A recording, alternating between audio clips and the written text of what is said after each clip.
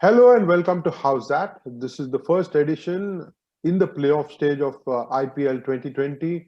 Last night we got to see Mumbai Indians score a commanding victory over Delhi Capitals. Least expected that it would be so one-sided.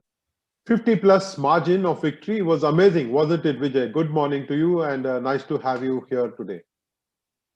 Yeah, good morning. I mean, that match was over in the first what 3 overs of the Delhi Capitals innings when they lost the openers and the number three. So very disappointing game, and especially for a playoff contest. So let us hope Delhi Capitals come back when they get to play the qualifier, and we have a very exciting match tonight. Did the game turn in those first couple of overs where Delhi Capitals lost 3 wickets, lost the openers and the number three Ajinkya Rahane in very, very quick succession? Or did the game change because Hardik Pandya played that blinder of an innings along with Ishan Kishan? Yes, you can say blinder of an innings from Hardik Pandya, but I mean I'm seeing very little credit being given to Ishan Kishan. If you see Rajaraman, if you reflect on the match, it was he who started the revival because it was a very critical stage for him to bat, and he did exceptionally well. And then to hang on, he did not throw his wicket. He stayed batted till the end, and then of course Hardik Pandya took the game away from Delhi Capitals with his amazing hitting abilities. That kind of hitting, Vijay, will keep driving nails into the hearts of the Delhi Capital side. It would have been very difficult for them to recover from the mauling that Hardik Pandya gave them. But then, to begin with, I think the real credit should be given to Surya Kumar Yadav, who perhaps has been the best number three batsman in the tournament, the most consistent. And every time Mumbai Indians has lost a wicket early, he has stood up and delivered very, very efficiently and effectively. It's not just in terms of being able to push the bowlers back, but also in terms of scoring at a fast clip, along with Quinton de Kock. He's done a very good job, even last night for Mumbai Indians, Vijay. Yeah, and so confidently. I mean, if you see when he takes the strike and settles into playing his innings, it appears as if he's been in the middle for a long time. He takes very little time to settle down, and some of his sublime shots. I mean, his drives on the off, and they're all proper cricketing shots. I mean, some of the backfoot shots he plays is probably the best in the game today, other than Virat Kohli. And it was good for Mumbai Indians. Surya Kumar Yadav has been in tremendous form, and then you have Ishan Kishan. I mean, what a bright youngster! He's only 22, and look at the way he bats.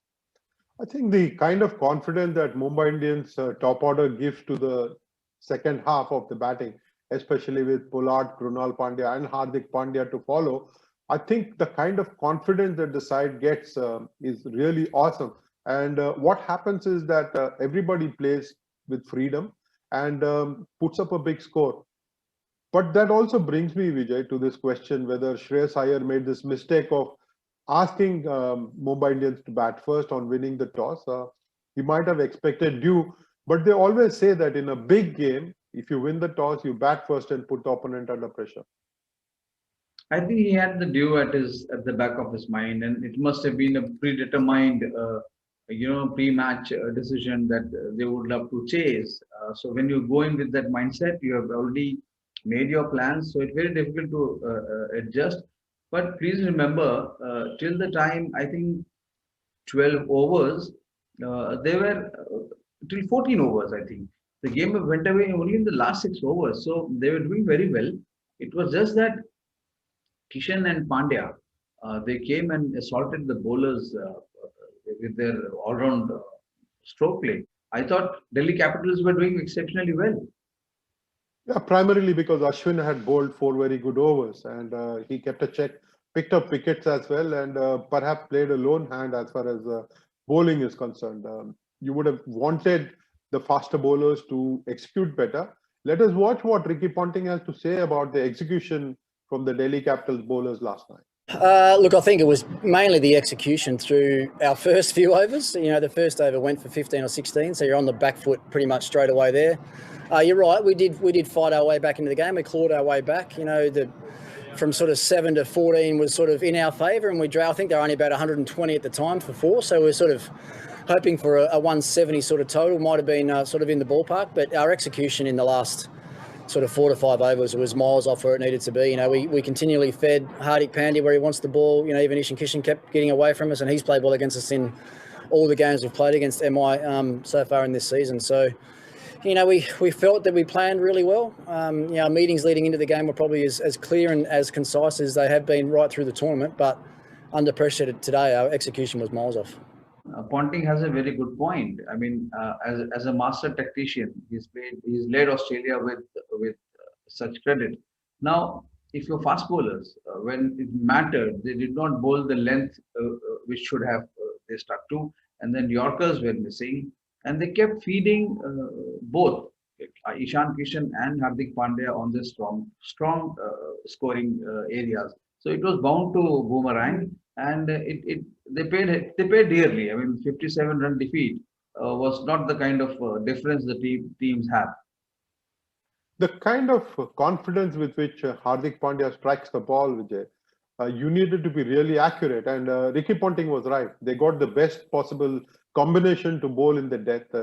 They know that Hardik Pandya and Kieron Pollard can strike the ball really hard, and you would want your best death bowlers. And they preferred Kagiso Rabada and Henrik Noke, and both of them led the side down a little bit last night. I think we had the right options there. I just think the execution wasn't what it needed to be. Rabada and Nortje have done a great job for us right through this tournament, bowling in the death overs. And, the way Mumbai stacked their batting up with Pollard and Hardik and those sort of guys coming in late, you need to make sure you've got your best death bowlers there to get the job done. Because we've seen, even tonight with Hardik's little cameo, we can see how quickly the game can change if you don't get it right, or if you expose someone that hasn't got the appropriate skill to bowl in the death overs. So, look, I think the way we managed the overs today was right. Just the execution let us down. But Delhi Capitals will have to believe that they can come back and do well in that second eliminator game. But even before that, they will have to do some kind of analysis on what really went wrong with the Delhi Capitals batting. But then full credit to Boult and Bumrah. They gave the Delhi Capitals no chance at all of mounting a chase. Boult and Bumrah, probably the best opening pair in the tournament. If you sit and analyze, and bowling to Prithvi Shaw, the weakest opener in the tournament. So if Prithvi Shaw has looked completely out of sorts, it is time for him to go back to the nets and get to the basics, because he has a very tough Australian tour coming up, and his failure has been a very one of the reasons why Delhi Capitals have struggled at various points in this tournament. And in this match, it was start was imperative, but Shaw failed, Shikhar Dhawan failed, and Ajinkya Rahane failed. So I mean, there was nothing left for Shreyas Iyer or Stoinis, just other than salvage some reputation by scoring some runs. Vijay, let's talk a little bit about Prithvi Shaw. For somebody who started the tournament pretty well, scored big in those early games, he came unhinged rather quickly. His technique has been exposed. His lack of footwork has been exploited by fast bowlers repeatedly. The number of first over dismissals that he has faced can be quite irritating and humiliating, perhaps even for an opening batsman. Opening batsman who promised so much, and he's been talked of so highly last couple of years, but he has looked out of sorts. I mean, I'm sure Rajaraman, when the ball is going to swing and seam or bounce, he will be tested in Australian conditions, especially when he goes to play test matches. One can pardon him for trying to play shots in T20 match and getting out, but it will not work in test matches. And here, of course, he has not even got out shooting the shots. He was out defending. So I thought there's a lot of work to be done as far as Prithvi Shaw is concerned. And then Ajinkya Rahane got one that came in perhaps didn't expect it to come in as neatly as it did, and got out LBW. And then we got to see perhaps the ball of the match that Bumrah produced to castle Shikhar Dhawan. It was a fantastic Yorker first up, and Shikhar's bat, as you pointed out last night itself, Vijay, was still coming down when the ball sneaked through to hit the stumps. Yeah, it crashed through his. I don't know what Shikhar Dhawan had in mind. Whether he was shaping to play a shot, trying to play the defense, but he had very little time, and he was blown away by Bumrah's pace. Oh, look, I think if you look at the dismissals, Prithvi looked like he got a good ball. Ajinkya also got one that swung back nicely. The execution of Bumrah's Yorker to Shikhar was absolutely first class. I mean, you've only got to miss that by a few inches either way, and it's probably a low full toss that goes for 4. But they executed better than us. It's simple as that. I mean, right through the game with all aspects of their game, they were better than us. They outplayed us, and that's 3 wins that they've had over us in the tournament so far. So, we've only got a couple of days before we've got our next challenge, and we'll wait and see who our opponent's going to be tomorrow. But look, all of us as a group have got to dig really deep and try and find ways to get better in a short period of time. Bumrah, yes, rightly he was adjudged the man of the match also because his performance was towering, despite the fact that Pandya and Kishan and Suryakumar Yadav, Quinton de Kock, they laid the base with their innings, but Bumrah was unplayable. Look at his 4 wickets, Vijay. Each one with a unique delivery. He got his first wicket, which was of Shikhar Dhawan with a Yorker. He got one to get into sneak past Marcus Stoinis' defense with a length ball, and then he had a short pitch delivery to claim another wicket. I think he is the complete fast bowler, and it was entertaining and illuminating to hear him speak last night after getting the man of the match award, and he showed a very good side to him in saying that he's ready to do whatever his side wants him to do. Yes, and do it with a smile. Have you noticed? He's wherever he's fielding, he's in his own world, smiling to himself and his thoughts, and a very, very attacking bowler. I mean, I don't think he has ever bowled to contain or escape shots from the batsman because he likes the challenge. And the best thing is the captain can rely on him to bowl at any stage of the tournament. So you need a bowler like that. And yesterday he proved it. Last night he proved it. Yeah, Stoinis was playing a good innings, salvaging some of the pride for Delhi Capitals. When he came back and got him out, was amazing to see how Bumrah bowled last night. He's picked up 10 wickets in the last 3 matches, Vijay, and he seems to be in great form. For someone who I thought was going to be careful, gingerly even in the tournament because there is a tour of Australia coming up, and he had a long spell in the lockdown. He has been quite amazing. And he has not been found wanting at all. I mean, if you see his fitness, he's looked very athletic on the field also. And he is, if you see his bowling, he has added, if he's bowling so quick in the T20, you can expect him to go flat out in Australia. And it's a very good sign for India because they will be having a new bowler in, say, Mohammad Siraj, and then there's Shami, of course, Umesh Yadav. I'm talking about test matches later, but Bumrah is a super bowler who is equally good in all the formats. And the best thing is he takes responsibility. So I think I would love to have, if I sit down to make my 11, Bumrah will be my first choice. He was quite a sight to watch last night, Vijay. Every time he came on to bowl, you knew that there was going to be something that he was going to produce, something really special. And he did not disappoint last night. And for him to enjoy his game, enjoy his craft so much, to be up against the challenge. And he said that he thinks only about that one delivery that he's got to bowl, doesn't think too much about either what has happened before or what is likely to happen. He's just thinking about that one delivery. To be able to focus so sharply is a gift. And I think that is what sets him apart from most other bowlers. That sets him apart from most of the bowlers, yes. His attitude. I mean, how many times have you seen being flogged? I mean, if you see his videos, he'll get hit and he comes back strongly. He doesn't lose heart. I mean, he has said in his interviews that you have to concede. Batsmen will also win their battles, but for a bowler of his class, I think it's very difficult for batsmen to go after him, and he's often proved that he is a trusted match winner.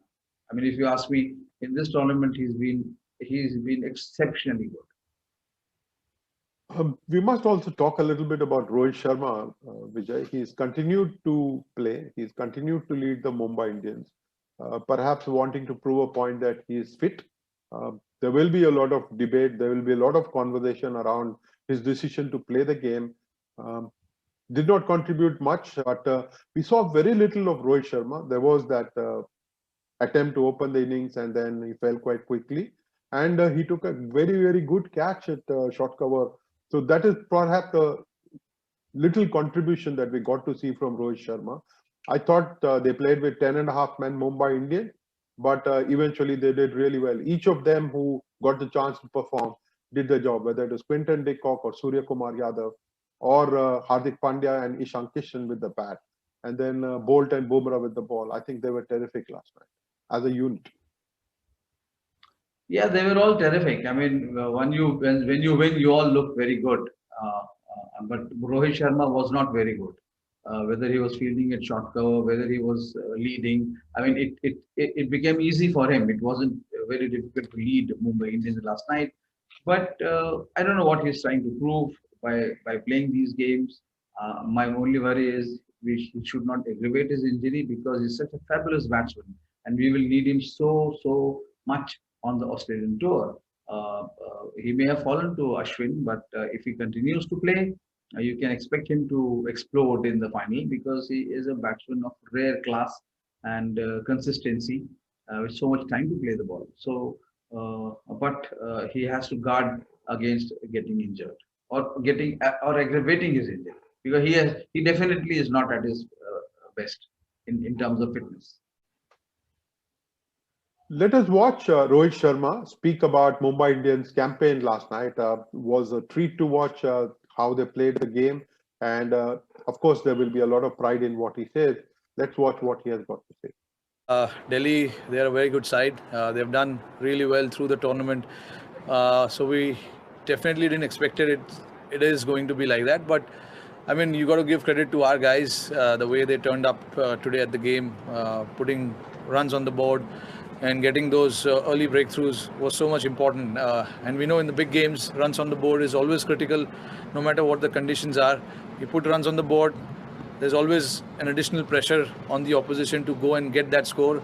And also, of course, our bowling unit have been terrific through the tournament. They've put pressure on the opposition right from the beginning. So it was good to see the overall performance of the team. The way we played today was absolutely perfect.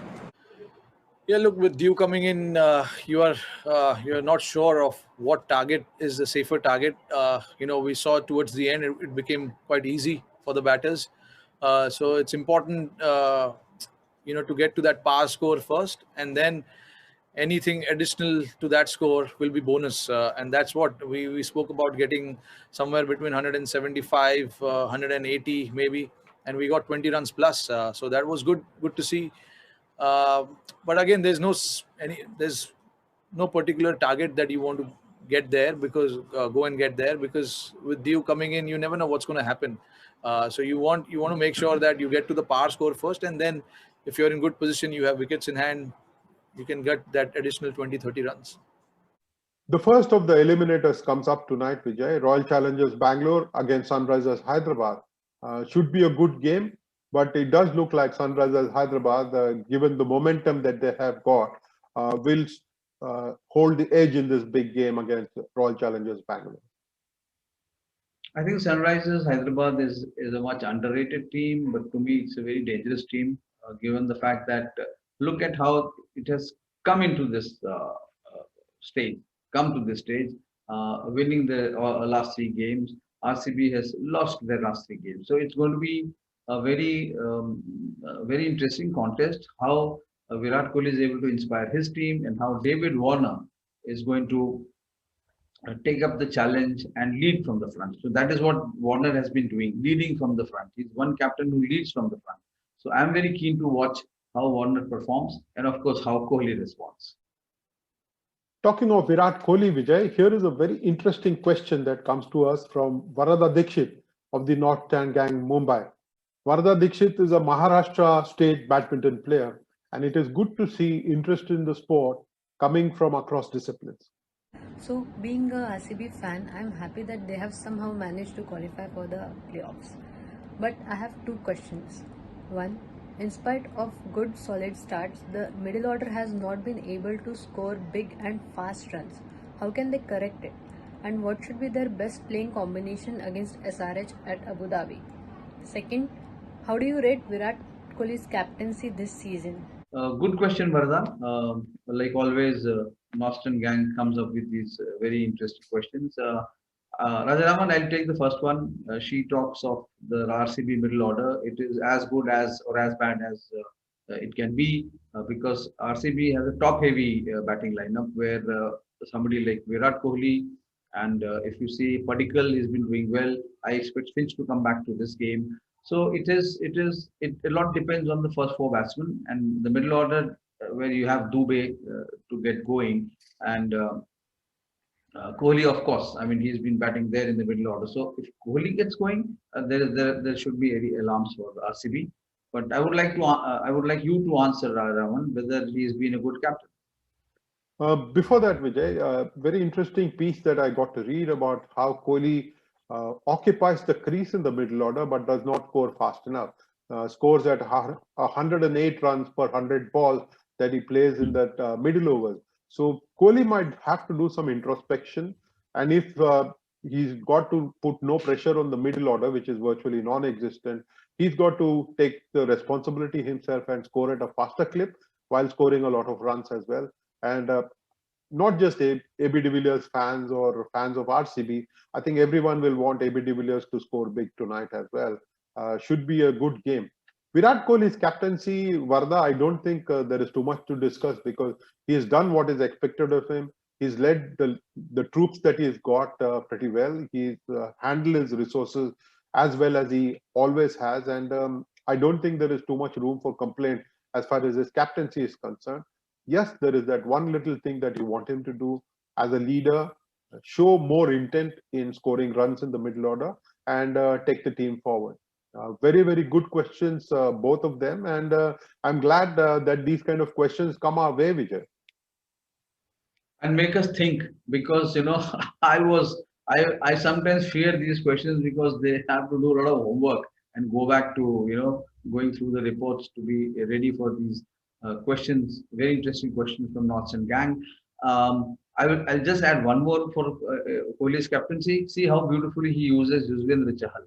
So I think they have a wonderful chemistry, as they say, on field, and he has such faith in Chahal. So that's one aspect of his captaincy which I have liked. Super, Vijay. And also, I think he will be hoping that one of his best fast bowlers, Navdeep Saini, comes back from injury and is able to take part in the match and contribute as well. Yeah, he is much needed, but Sunrisers Hyderabad will not be easy to overcome. I mean, they have Rashid Khan, what a tremendous bowler, and David Warner, one of the best batsmen you would see on the circuit. I'm only hoping, Vijay, that this is a better contest than what we got to see last night. I hope that RCB and Sunrisers Hyderabad turn up on the park and are very competitive, both of them, and should be a good game to watch in Abu Dhabi. Yeah, at least for the fans of cricket, I hope they get a cracker of a contest tonight.